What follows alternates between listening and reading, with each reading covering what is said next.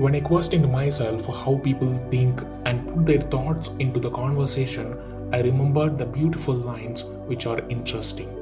Different sources says this was written by Socrates and later by Eleanor Roosevelt. Our mind has been classified into three different segments. Number 1, weak mind. Weak mind or small mind always discuss people. Discussing people is talking about a person typically in a negative, gossipy way.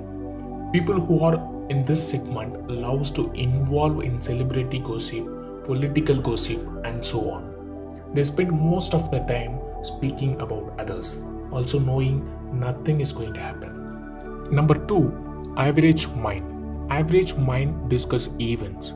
People in this segment involves in discussing about the event happening around. Most of us read the news. Our attention gets directed to the crime news or any unusual activity happened somewhere. And suddenly people start discussing about the similar event happened in the past. For example, if an average people saw a news like a poisonous snake identified in home, all of a sudden they will start to discuss about the past incident they saw the snake in their home or friend's home somewhere. Most of the time, average mind people discuss events. Number 3, great mind. Great mind discuss ideas. People in this segment they start to talk about not just people or events but ideas.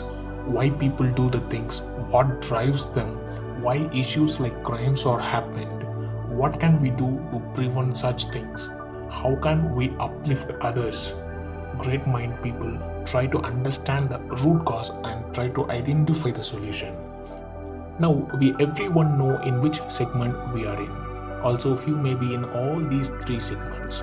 Try to figure out where you are in most of the time. If you are in weak or average mind segment, start shifting yourself to the great mind. Successful people have the capability to develop the right mindset.